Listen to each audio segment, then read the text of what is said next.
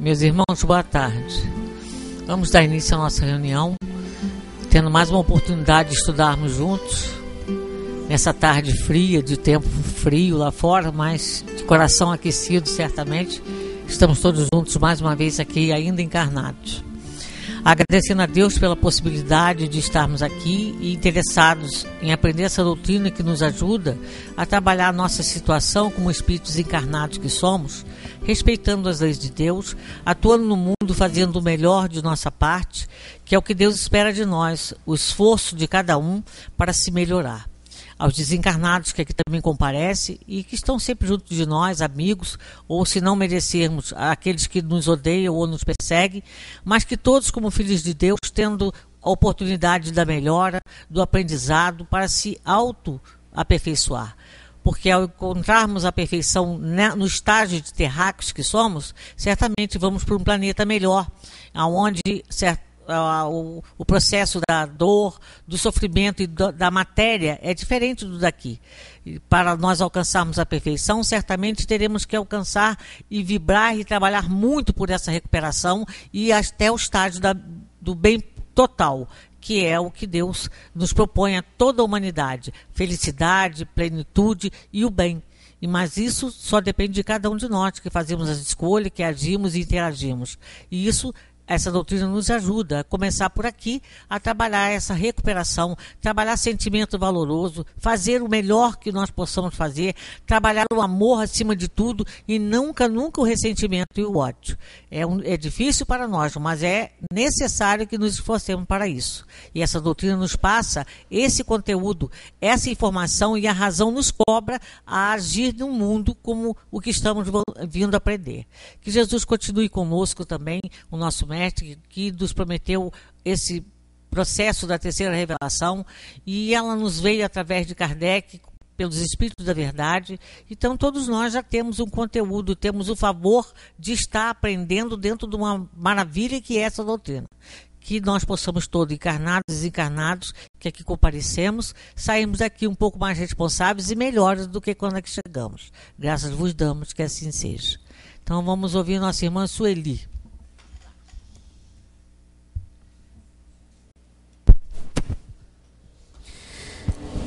Boa tarde para todos nós.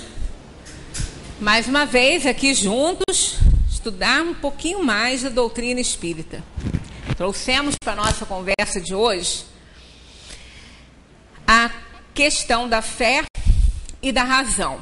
Porque nós aprendemos no espiritismo uma fé raciocinada, uma fé compreendida, que nos dá o real sentido dessa palavra, né, que nos faz ver com clareza, com lucidez mesmo, a questão da fé.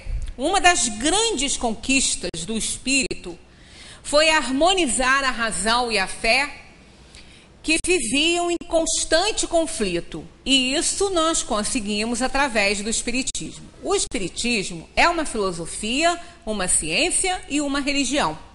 Ele não é apenas uma religião, ele não é uma religião instituída.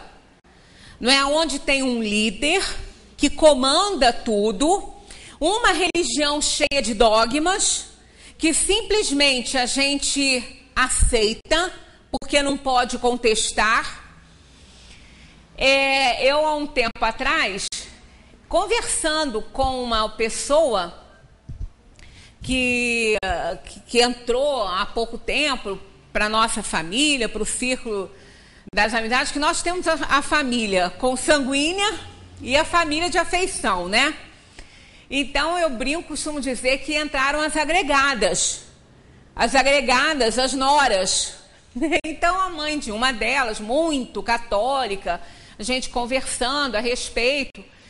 Aí, e ela tem até um filho que gosta muito do espiritismo. Aí eu ainda falei com ela, por causa a gente estava num assunto cheio de tristeza, porque era um fato que tinha acontecido, que sem a reencarnação a gente não explica. A explicação que dá é aquela: Deus tem uma razão para tudo isso. A gente também acha, né? Mas tem que ser uma coisa lógica, algo que nos ajude a continuar amando esse Deus e não a temer esse Deus, como a gente já falou em outras oportunidades aqui. Aí eu falei com ela, eu falei, se você não acha que diante dessa situação, como você mesmo está tão triste, está tão horrorizada com isso, você não acha que é um momento de você pensar nessa questão reencarnacionista? Você não vai precisar abandonar a sua religião. Não vai se tornar espírita por causa disso. Apenas para você entender isso aí melhor, porque eu não consigo entender isso sem a questão da reencarnação, sem essa realidade. Aí ela falou assim, olha, eu não quero buscar isso. Eu não quero procurar entender isso por esse lado. Aí eu falei, não, com certeza é um direito que você tem. Ela falou, não, eu não quero porque eu vou ter que abdicar, eu vou ter que deixar de lado, deixar de aceitar coisas que há anos e anos eu tenho incorporado, abraçado a ideia, né? Então, é aquela questão. Quer dizer, não é por falta de prova, não é por falta de pensar, é até por uma questão assim de comodidade, de não ter que deixar de lado tudo que acreditou até hoje, né? Então, a luz, muitas vezes nos incomoda. A lucidez muitas vezes atrapalha porque dá um abalo geral em nossas convicções. Então a gente prefere ficar no escurinho. Não é numa total escuridão, mas a gente prefere o escurinho para não ter que enxergar determinadas coisas que vão abalar as estruturas das nossas convicções e dos nossos pensamentos. Por isso é que na questão da doutrina espírita, ela veio não como uma religião instituída, ela não tem dogmas. O único dogma que aparece com esse nome, né, dentro do Evangelho segundo o Espiritismo é a reencarnação, mas não como um dogma de fé, e sim como um dogma de compreender a vida. Algo que não nos é imposto, apenas nos mostra como compreender melhor as coisas que acontecem no mundo e que nós não podemos explicar de outra forma. Explicar, a gente até explica, mas não convence. É claro que nós também não queremos convencer ninguém, mas assim, as explicações, para quem já entende essa questão, para quem já incorporou a reencarnação, é que vê o quão longe estão outras explicações a respeito de fatos que ocorrem na vida e que acaba sendo Deus o culpado por todas as coisas que têm acontecido aí, né? Aí então a razão, malsinada pelos crentes, e a fé ridicularizada pelos pensadores, determinavam um estado de confusão total, do qual adivinham sérias consequências, atingindo todas as camadas sociais. Kardec, compilando e concatenando os postulados espíritas, à luz da revelação, estabeleceu esse belo aforismo: a verdadeira fé é aquela capaz de encarar face a face a razão em todas as épocas da humanidade. Então, nenhum espírita vai precisar de ficar no escurinho para não ter que abdicar de suas convicções, sob a luz da razão, sob as descobertas da ciência. Pelo contrário, toda descoberta que a ciência vem fazendo até agora estão já mencionadas na Gênese. Na Gênese, os neutrinos, que é essa antimatéria que atravessa o nosso corpo, né? Não sei quantos milhões de neutrinos a cada minuto, a cada segundo atravessa o nosso corpo, que isso é o resultado da quebra de hidrogênio da nossa estrela, do Sol.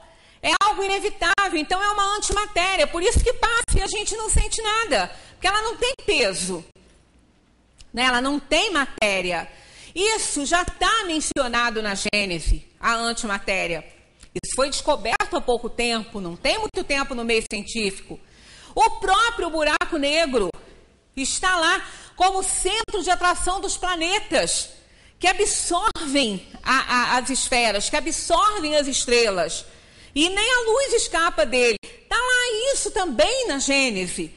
Então, todas as grandes descobertas que a ciência tem feito, nós não precisamos abdicar das nossas convicções espíritas para compreender, porque a gente já vem compreendendo isso. É claro que o Livro dos Espíritos, ele não contém toda a verdade do universo, mas ele contém toda a verdade que nós já podemos conhecer. Então é diferente. Claro que muitas coisas estão acima desse conhecimento, porque como somos espíritos ainda inferiores, ainda num plano de provação e expiação, muita coisa a gente não consegue compreender, como a própria natureza divina. A gente não consegue compreender Deus. Nós procuramos minimizar essa falta de compreensão desse ser, né, do Criador do universo, justamente entendendo a sua obra, compreendendo o que está aí, que quando a gente vê, nenhum dos mortais poderia ter feito. E, no entanto, existe. E a ciência já provou que sem uma supervisão superior mesmo a tudo que se conhece na Terra, sem isso, não haveria vida na Terra. Porque a vida surgiu na Terra com um conjunto de fatores simultâneos e precisos, coisa que não acontece por acaso. Então existe, até entre os físicos, existe a ideia de que há um ser superior que coordena tudo isso. Então esse sentimento que muitas pessoas têm de não quererem compreender certas coisas, para não terem que abrir mão de certas convicções, é um problema, né? É um problema para cada um, porque aí a pessoa acaba deixando, né, de ser iluminado por uma luz que possa esclarecer melhor, que possa ampliar os horizontes do pensamento de cada um de nós, né? Então, fé e razão pertence à essência da natureza humana. São atributos potenciais do espírito que se atualizam e desenvolvem no decurso da vida. Quando falamos que o espiritismo foi o único, porque não existe nenhuma filosofia e religião que agregue a ciência. Só o espiritismo faz isso. Só o espiritismo existe nos três aspectos: científico, filosófico e religioso. Nenhuma outra. Ou associavam-se a ciência e a filosofia, ou a filosofia e a religião, mas os três só o espiritismo trouxe. Por isso que Kardec falou essa máxima: a verdadeira fé é aquela que encara a razão face a face em todas as épocas da humanidade.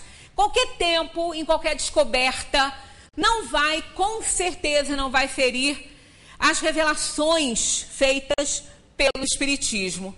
Não porque ele detenha verdades, é porque ele não detém nada. Ele não detém nem verdades e nem inverdades. O Espiritismo não criou e não inventou. Ele revela as leis da natureza. E como são leis da natureza, são verdadeiras. Então o Espiritismo não põe para ele esse mérito. Ele não descobriu nada. A reencarnação está aí desde que o homem está na Terra.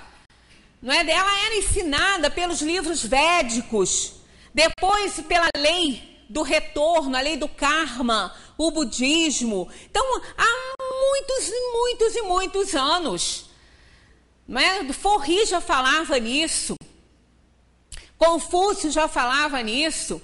Quer dizer, o Espiritismo não inventou essa ideia, ele não trouxe essa verdade, ele apenas revelou e filtrou determinadas crendices que estavam atreladas a filosofias muito antigas. Então ele não criou nada. Por isso que nós não temos que temer a luz da razão, porque nós não inventamos nada, o Espiritismo não criou, não põe para ele nada, ele apenas funciona como uma lente poderosa que vê o que existe além da matéria.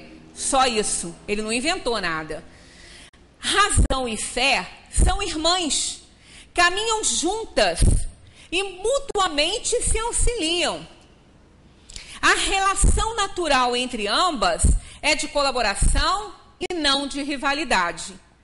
Aquele que não tem a razão junto da fé, ele não entende, ele tem uma fé pobre, algo que não mostra para ele a realidade.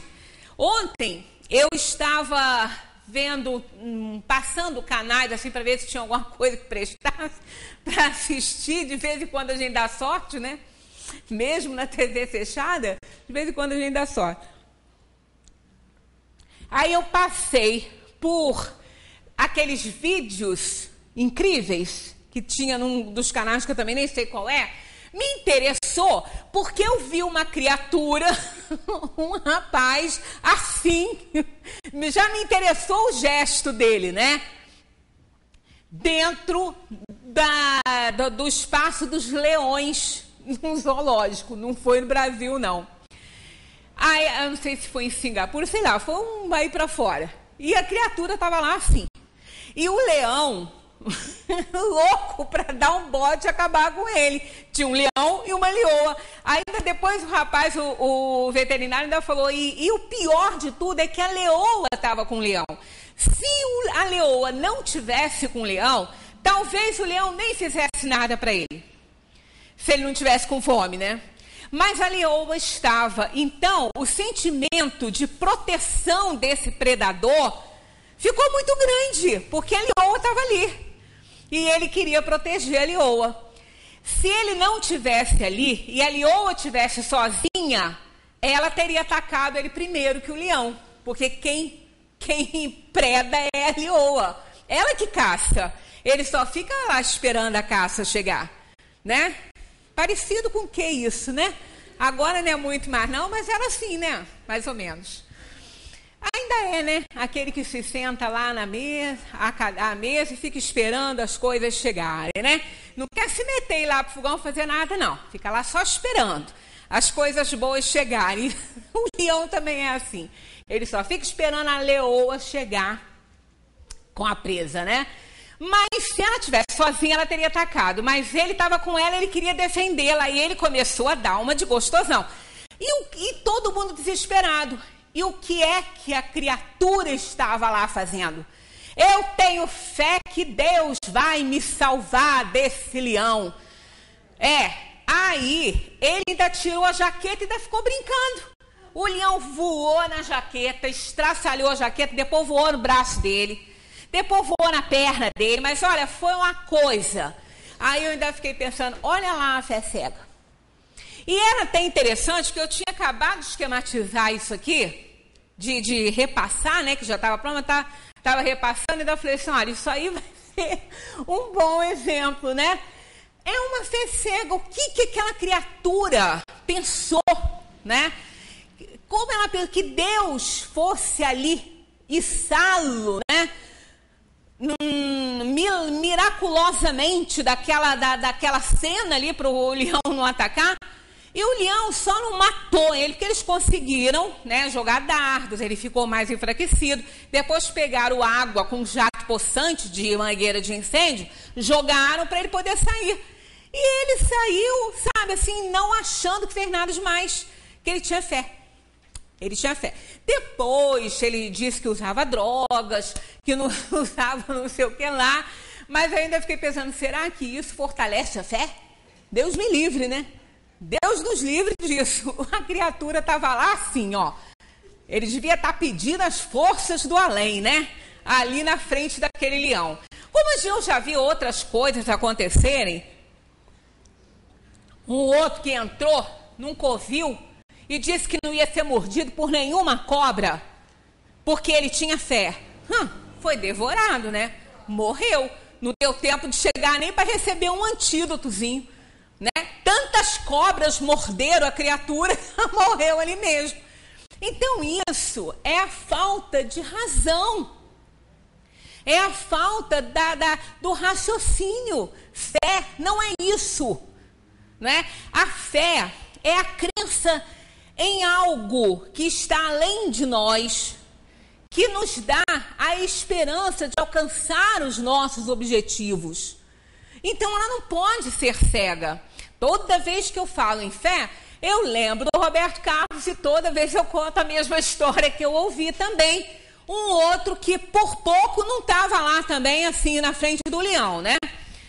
Que a mulher estava muito mal, estava morrendo de câncer, e ele tranquilo, dando a entrevista, dizendo que tinha certeza absoluta que a mulher não ia morrer.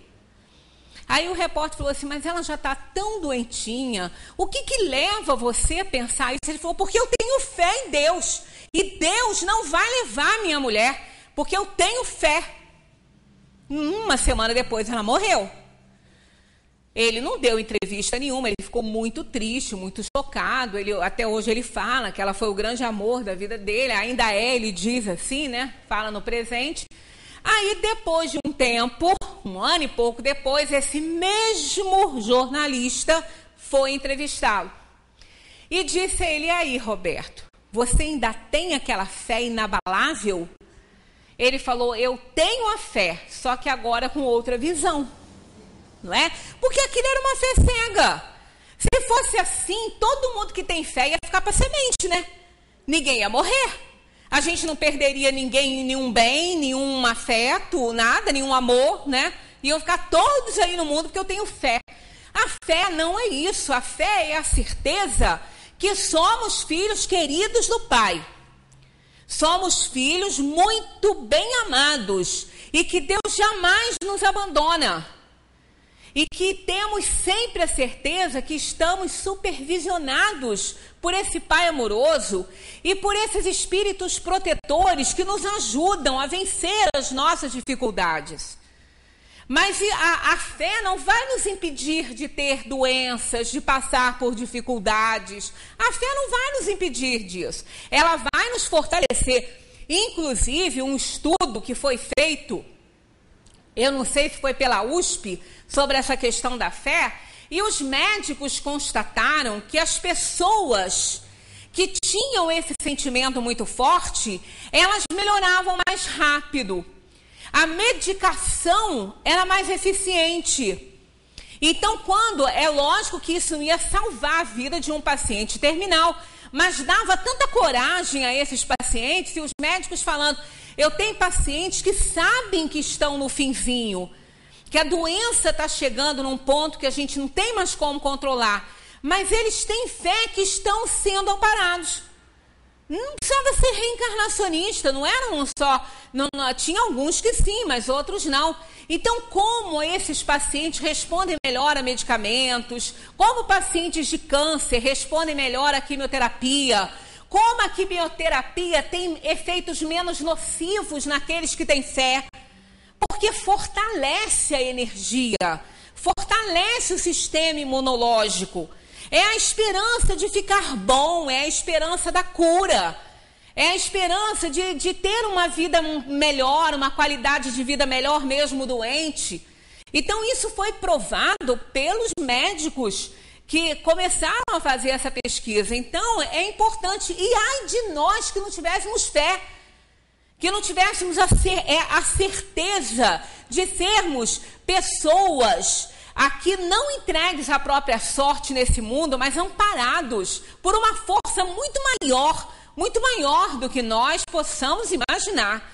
Não é? Então, a fé que faz que a gente trilhe a nossa caminhada nessa terra, que não tema determinadas coisas, mas sempre fazendo a nossa parte, sempre entendendo. Eu me lembro que quando houve aquela questão da gripe H1N1 aqui na cidade, que nós ficamos com o centro fechado, nós fomos muito criticados. Muito. Inclusive um senhor, eu estava até passeando com a cachorra, ele me parou ali na avenida e falou assim: como que vocês querem que a gente acredite nos espíritos se nem vocês acreditam? Eu falei: como assim? Explica melhor isso para mim. Como a gente não acredita? Ele falou assim: não, vocês fecharam o centro. Se vocês acreditassem nos espíritos, vocês não teriam fechado o centro, porque vocês iam ter certeza que eles iam nos proteger. Eu falei: olha, certeza que eles nos protegem, nós temos. Mas nós temos que fazer a nossa parte. Está lá no Evangelho: ajuda-te que o céu te ajudará. Nós não podemos deixar de fazer aquilo que está ao nosso alcance fazer. Se está falando para não acumularmos pessoas em ambientes muito fechados, nós não devemos fazer. Porque aí é irresponsabilidade nossa. Os espíritos não podem fazer a parte que nos toca. Nós temos que estar atentos, fazer a nossa parte.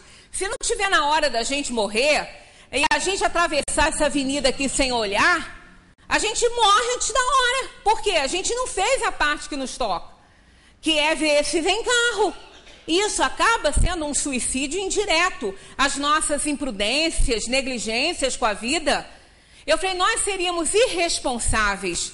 Eu ainda falei com ele, eu falei assim: olha, com certeza, aquelas pessoas que estão indo ao centro para receber uma ajuda, que pegassem, né, uma doença assim, elas não iam morrer por causa disso, só se estivesse na hora, que quando a gente não é responsável pela atitude, quando nós não temos culpa naquilo que estamos fazendo ou responsabilidade, a gente não morre pela mão alheia, mas a gente ia dar muito trabalho para a espiritualidade, né? E como nós entendemos isso, seria uma irresponsabilidade nossa, né, tomar uma atitude dessa. Mas ele não ficou satisfeito com a história.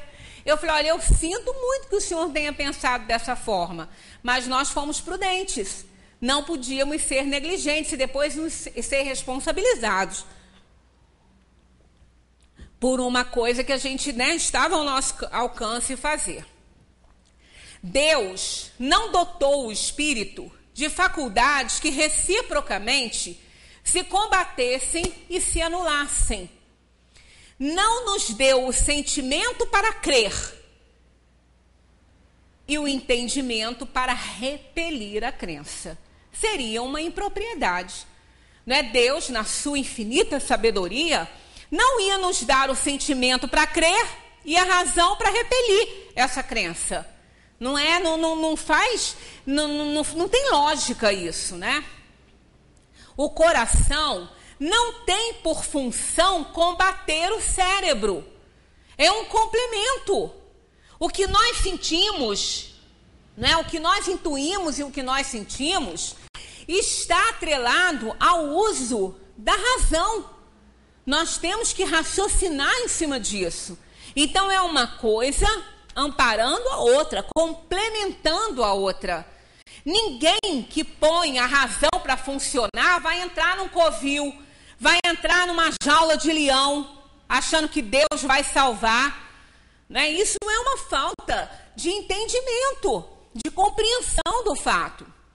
À medida que o homem evolui, amplia-se a noção de critério conceptual, né? Isso é, aquele cuidado que nós temos com os nossos conceitos, com aquilo que a gente entende, com aquilo que a gente quer compreender. Então, quanto mais nós evoluímos, mais essa sede pela compreensão, o cuidado com aquilo que estamos crendo é maior, né? O cuidado é muito maior. Fé, manifestação natural da íntima e espontânea religiosidade por uma natural tendência deísta. Né? O que ele quer dizer isso? A fé é um sentimento natural. É a tendência deísta que nós temos. Que por mais que a gente se diga materialista, aquele que se diz assim, ele não consegue explicar certos fatos. Os próprios físicos não conseguem. Por isso que eles entenderam que existe uma inteligência suprema realmente, senão a Terra não existiria como existe, a vida não existiria aqui e muito menos seria mantida.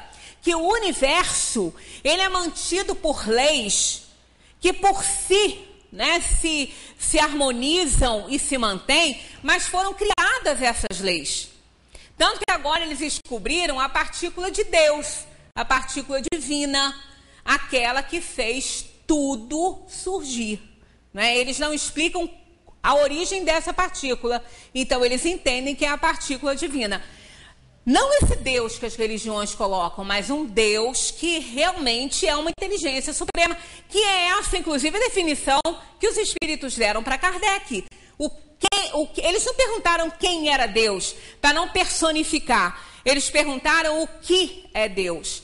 Aí eles disseram inteligência suprema e causa primária de todas as coisas. Então, com certeza, esse sentimento de fé, de algo que está além da nossa alçada, longe do nosso alcance em termos, porque fé é sentimento abstrato. A fé não se pode entregar a alguém, não se pode dar a alguém. Ela não é algo material, é um sentimento como o amor, como o ódio, como o sentimento de vingança, ela é abstrata. É um sentimento que nós temos que fazer dar existência, dar vida em nós através da compreensão. Então, essa intuição da fé, ela existe porque o homem sabe, o espírito sabe que ele não está aqui na Terra pela primeira vez, ele tem intuição disso. Então, por mais materialista que alguém se ache, no fundo existe uma intuição deísta. Tanto que alguns materialistas, na hora do aperto, chamam por Deus, né? Deus me ajude, que Deus, eu não acredito nele. Né? Viriato Correia, um deles, que sempre disse que era materialista, um dia se viu apertado, chamou por Deus para ajudá-lo. E a razão, ela desenvolve-se tocada pela necessidade de solucionar os problemas da existência frente à preservação da espécie e da própria vida. Por isso que a razão, ela vem antes, o desenvolvimento da inteligência e da razão vem antes da moralidade. Porque é necessário que a gente conheça para a gente poder escolher. Então, à medida que o espírito vai se desenvolvendo, vai desenvolvendo a inteligência e a razão, ainda mesclada pela inferioridade, por isso que a intuição ela não acaba nunca, porque ela sempre vai suprir as necessidades da razão, as inferioridades que nós temos.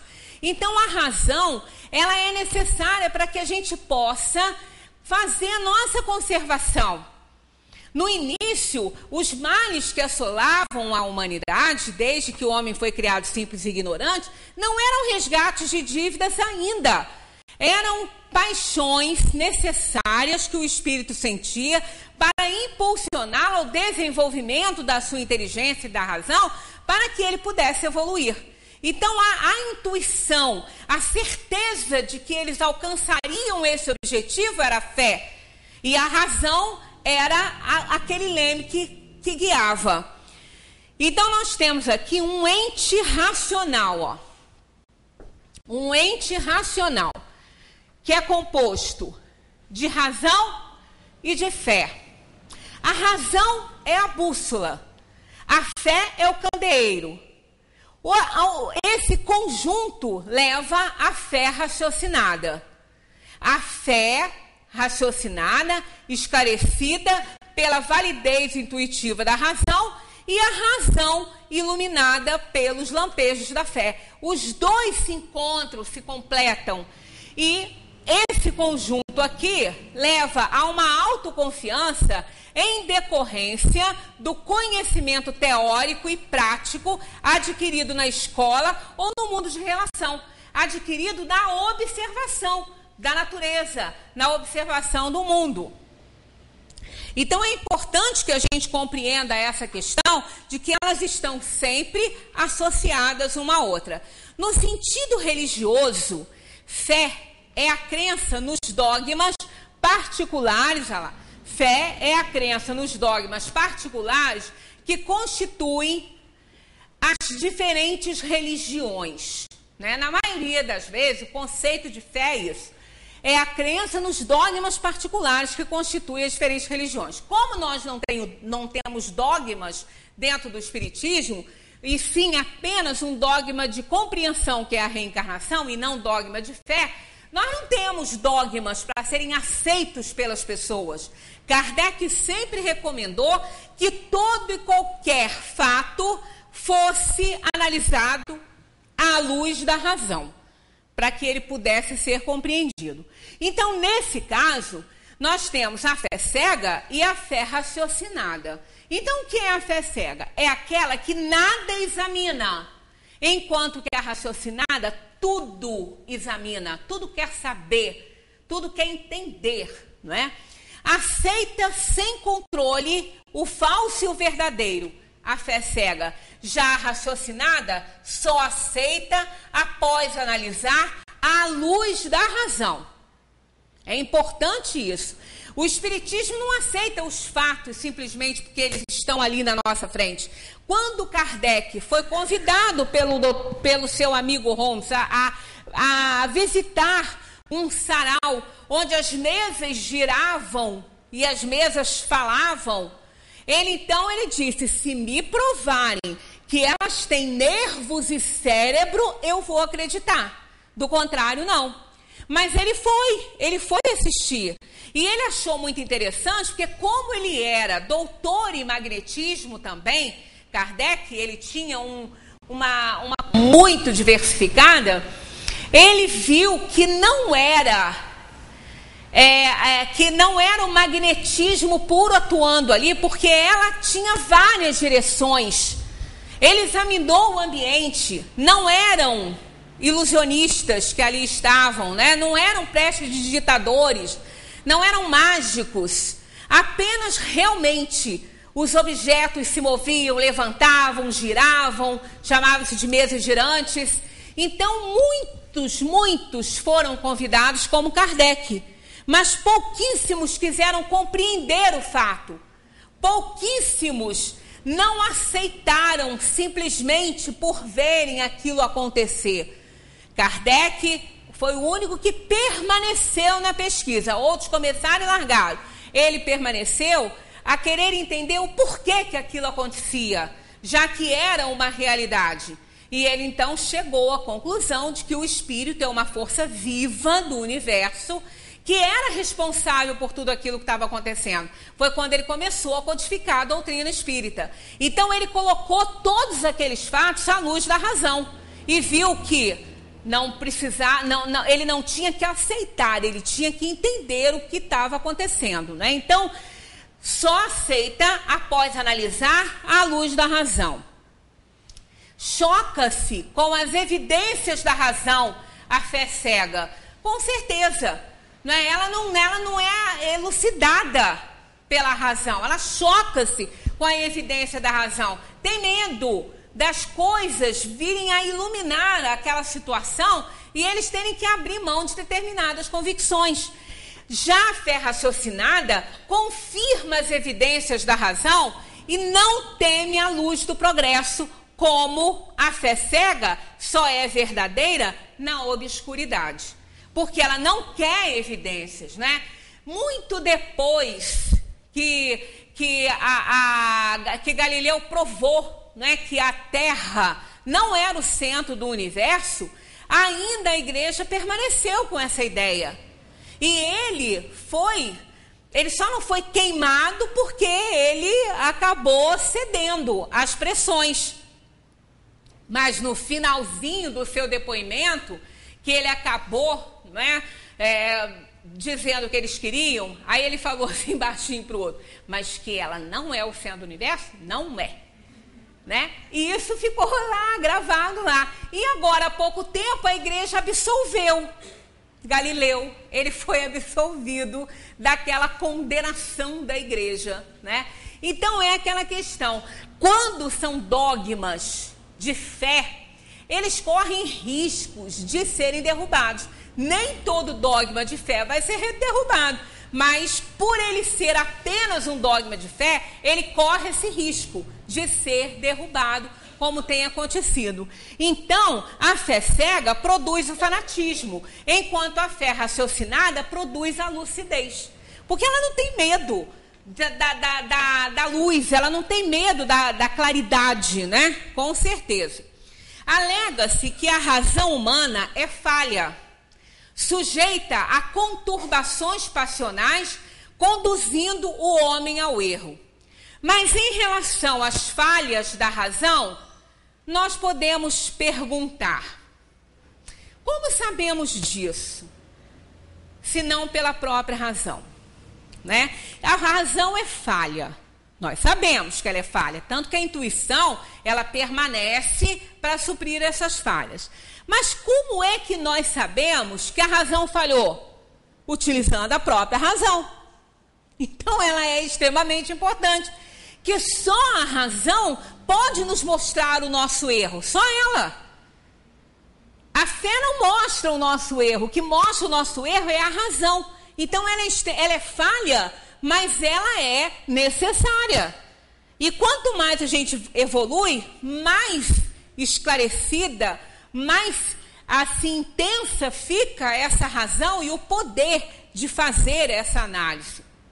Ora, se a razão erra, é mediante o seu mesmo concurso que reconheceremos o erro e poderemos então repará-lo. A razão é um instrumento que empregamos tateando embora, né, nas trevas da ignorância para descobrirmos a luz. Então, mesmo com as falhas da razão, mesmo ainda obscurecidos pela ignorância, é ela que vai nos levar à lucidez. É ela que vai nos dar a oportunidade de entendermos as coisas, de analisarmos melhor a fé. A moral racionalista ressalta de todos os ensinamentos de Jesus, de todos eles. Né? Jesus utilizava-se desse argumento, né, extremamente didático. Tudo nele tinha ensinamento moral. Todas as parábolas do mestre tinham fundo moral, como as historinhas. Né? As nossas historinhas, as historinhas infantis, né? A historinha do Chapeuzinho Vermelho, que eu adoro, porque ela mostra, não é só para criança, ela vai do berço até a idade muito elevada, mostrando o que é que acontece com a desobediência. E a desobediência é o que leva o espírito à desgraça. Então ela tem um fundo moral, né, que devemos obedecer em todos os sentidos. Fizemos aqui uma explanação sobre arrependimento e expiação e vimos que todas as desobediências nos fazem sofrer, todas elas.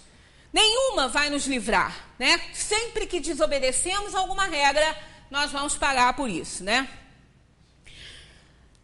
Jesus falava muito, né, no seu método eminentemente pedagógico.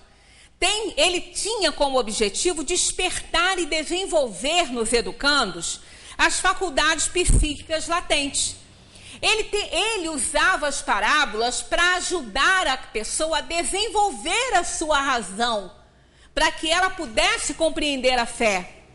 Por isso ele falava por parábolas, não só porque ele queria que ficasse camuflado aquilo que não era ainda para ser entendido, mas nesse sentido ele levava as pessoas a raciocinarem em cima da sua história. Tanto que uns entendiam uma coisa, outros entendiam outra. Ele usava esse método didático com esse objetivo de fazer que as pessoas se esforçassem para entender o que era realmente para se entender. Que só entendemos de acordo com a nossa razão, com a luz da razão, pois o sistema de parábolas é essencialmente racionalista. Jesus, todo o comportamento dele foi essencialmente racionalista naquele método de parábolas que ele usava. Tanto que ele falava, depois das parábolas, sempre ele usava isso aqui. Quem tiver ouvidos de ouvir, ouça. Quem tiver olhos de ver, veja.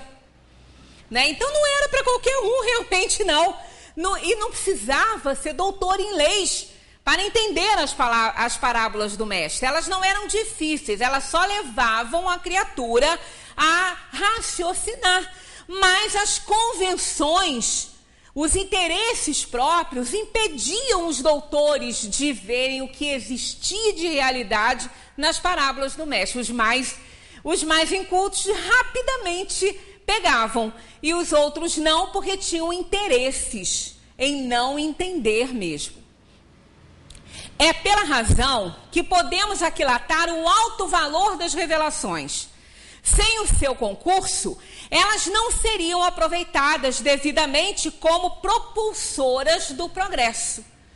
Essa questão da razão, a gente não está dizendo que só aqueles que são entendidos, que são muito sábios, não, é a razão própria do espírito. Todo mundo, do mais simples até aquele que não sabe ler nem escrever, ele pode perfeitamente analisar os fatos à luz do seu entendimento, da razão desenvolvida até então.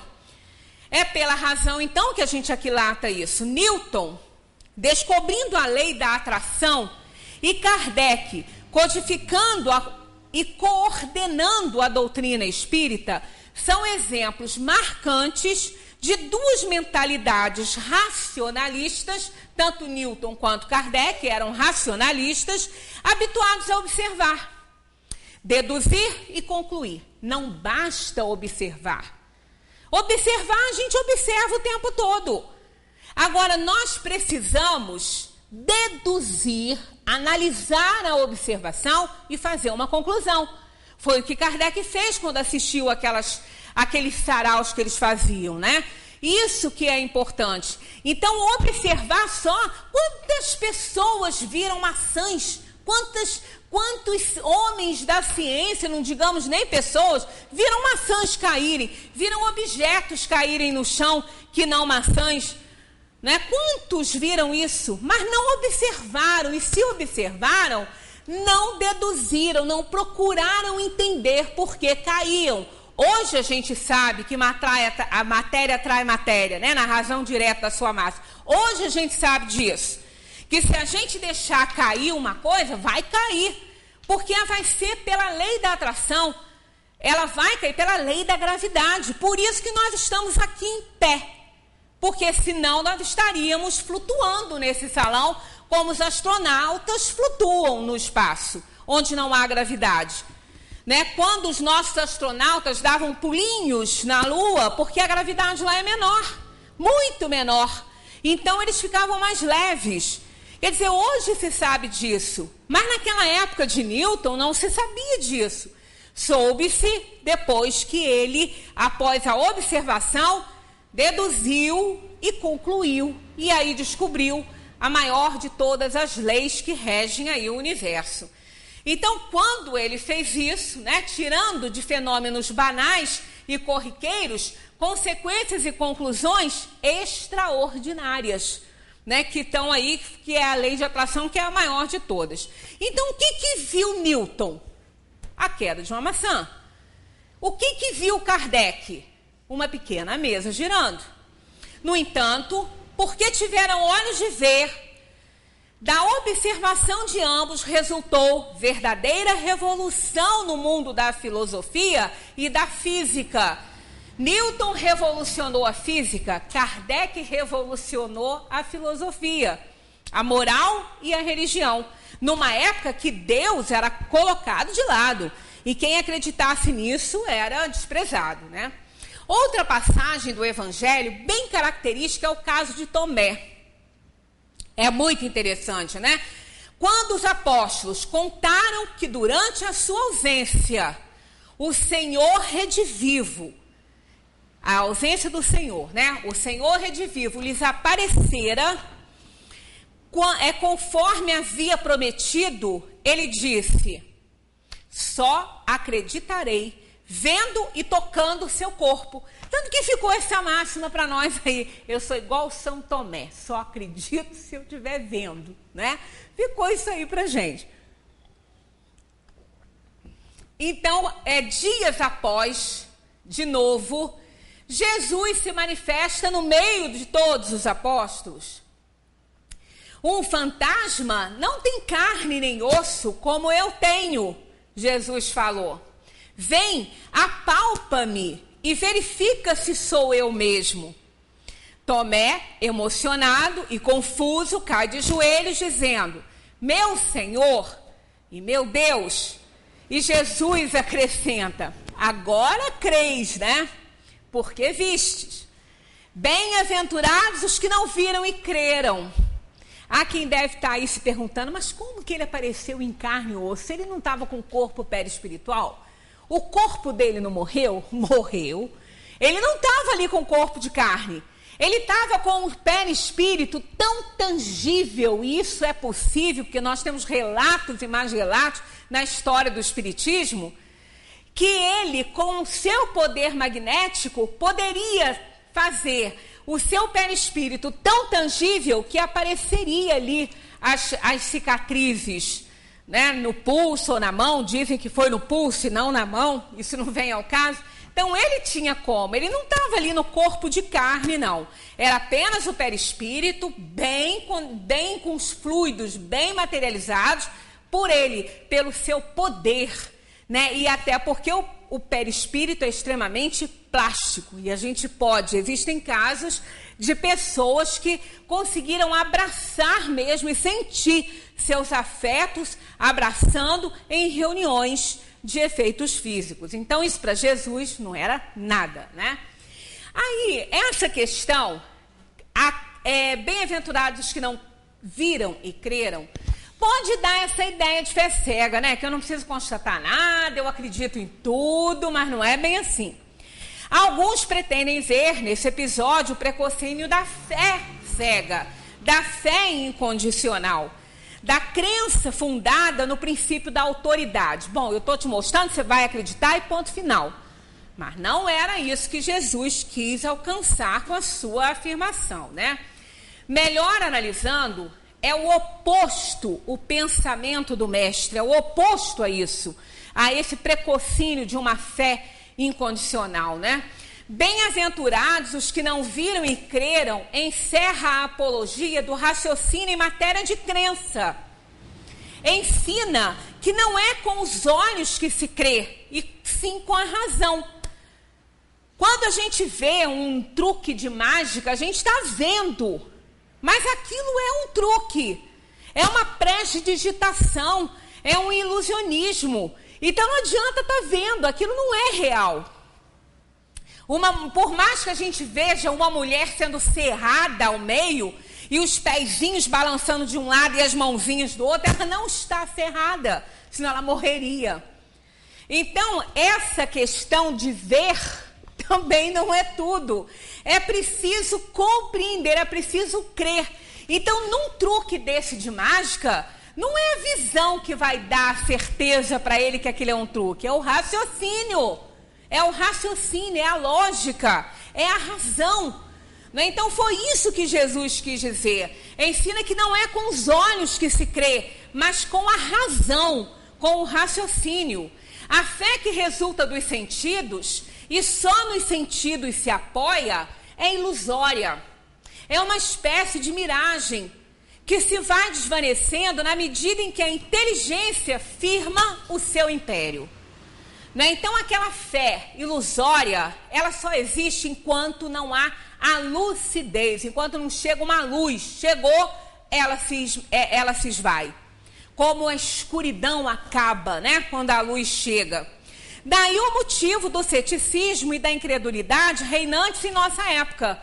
Muita gente que vem crendo em determinadas coisas, aí quando chega uma luz e mostra que não é, a pessoa se desilude e não quer mais nada. Então esses dogmas de fé são muito responsáveis pelo materialismo e pelo ceticismo que impera na nossa sociedade. Porque a pessoa fica infeliz, ela fica insegura. Eu acreditei nisso até agora e agora não. Por isso é que aquela pessoa que eu falei não quer saber disso. Ela não quer saber de luz nenhuma que possa abalar as estruturas do seu pensamento e das suas convicções. Então, ela prefere não tomar conhecimento disso. Então, a reencarnação, ela não está aí, não é, dominando, não é por falta de provas, e sim por falta de não querer a criatura abalar as próprias estruturas do pensamento e muito menos assumir responsabilidades diante da vida. Porque com a reencarnação, a pessoa é obrigada a mudar de atitude muitas vezes, porque sabe que é a lei de causa e efeito e ela vai responder por isso. Bem-aventurados, então, os que viram e creram, significa bem-aventurados os que fundam a sua crença, não no tumulto dos sentidos exaltados, né? Mas sim na força serena e calma da razão. Porque ninguém pode derrubar isso, né? Sempre que o Evangelho se reporta à fé, encarecendo o valor dessa virtude, faz considerando-a como manifestação de um poder, de uma força capaz de fazer prodígios. E é verdade. Jesus falou, se tiverdes fé do tamanho de um grão de mostarda, direis a esta montanha, transporta-te daí para lá, e ela se transportará, e nada vos será impossível. Vamos deixar bem claro aqui que essas montanhas não são iguais às nossas montanhas da cidade que partiram aí e causaram deslizamentos, não. São as montanhas de iniquidade que nós carregamos, as montanhas de inferioridade, de imperfeição. É isso que nós podemos remover com a força da fé, analisada à luz da razão, que só fazendo e conhecendo o nosso erro, nós podemos consertar, né? Só colocando as nossas atitudes à luz da razão, a gente pode saber se a gente está acertando ou não. Essas expressões figuradas revelam a natureza da fé preconizada pelo Mestre. Trata-se de uma potência íntima, apta a remover dificuldades insuperáveis aos olhos de um vulgo. Ora, essa mácula energia não é resultado de uma geração espontânea, né? Ninguém simplesmente acredita, tem fé, de repente assim, né? Sem mais nada, como geração espontânea. Não é isso. Há de ser, e realmente é, fruto de convicções muito profundas, que são resultados de prolongados estudos. Né? Por isso que, às vezes, quando alguém chega numa casa espírita, desesperado com o fato que aconteceu, querendo explicação para aquilo ali, a gente sempre fala, olha, não é com uma explicação de 5, 10 minutos, meia hora, que você vai compreender isso. Porque isso não acontece, de repente, de um minuto para o outro. Você tem convicções enraizadas no seu pensamento há anos e anos. E não é de repente que você vai entender isso. Não é? É fruto de um estudo, de um querer saber, né? E de ter fatos ali que possam mostrar. Tudo é possível àquele que crê. Outro aforismo de grande alcance filosófico. É preciso, entretanto, não julgar a priori esta sentença, dando a elas um caráter miraculoso, né? Tudo é possível àquele que crê. Bom, então eu creio, eu tenho fé que se alguém de repente precisar e passar mal aqui dentro, eu opero e salvo a criatura. Ora, que bobagem é essa? É uma fé cega. É claro que eu não posso fazer isso, mesmo que eu queira. Eu não tenho condição. Então não é assim, tudo é possível àquele que crê. Né? Isso existe aí todo um contexto necessário para que a gente possa, não é, realizar os nossos desejos, né? Alcançar os nossos objetivos. Prestando bem atenção nessas máximas, está lá no Evangelho. A fé necessita de base que é a perfeita compreensão daquilo em que se deve crer. Importante isso aqui, ó. Eu não vou passar correndo por cima disso, nós temos 2 páginas aqui para a gente analisar, que eu não vou fazer hoje, porque não importa a quantidade de coisa que a gente joga, e sim a compreensão do pouco que se levou. Então, olha só, nós vamos fechar nosso papo e depois na primeira terça, né, do mês de julho, nós vamos voltar com esse assunto, porque ainda tem muita coisa para a gente pensar. Olha só, a fé necessita de base que é a perfeita compreensão daquilo em que se deve crer. Então, para que eu creia, eu tenho que ter uma base. Eu tenho que entender o que está acontecendo. Eu tenho que compreender o fato. Então, ela necessita de base que é a perfeita compreensão daquilo em que se deve crer. Está lá no Evangelho, no capítulo sobre a fé. Para crer, não basta ver. É preciso, sobretudo, compreender. Quem sabe, pode, mas quem não sabe, não pode, ainda que queira. Está lá no Evangelho. Então, para crer, não basta ver. A gente vê tantos fenômenos, como eu mostrei aqui, como ilustrei com a questão das mágicas, né? A gente vê aquilo acontecer. Ah, mas como pode? É um ilusionismo, não basta ver para crer. Eu preciso saber, para entender e compreender, como é que ele faz para serrar aquela criatura lá no meio e ela sair vivinha dali. Não é claro que tudo isso é um truque. Eu estou vendo, mas eu não posso crer naquilo, porque não tem base para que eu creia naquilo. Não tem base para que eu compreenda que uma mulher que foi serrada ao meio apareça inteirinha. É um exemplo corriqueiro, é um exemplo chulo, mas serve para a gente entender isso, não é? Cresce, quer dizer, a gente crê porque tem certeza, mas só se tem certeza, só se está certo quando se compreende. À medida do momento que eu compreendo, eu tenho certeza daquilo que eu estou acreditando. Então, quando nós vemos, né, nossas outras considerações ficarão aqui para a nossa próxima conversa. Quando nós vemos fatos acontecerem no mundo e que a gente precisa de algo concreto, algo lógico ali que nos mostra como aquilo está acontecendo, eu só posso crer se eu compreender aquele fato ali.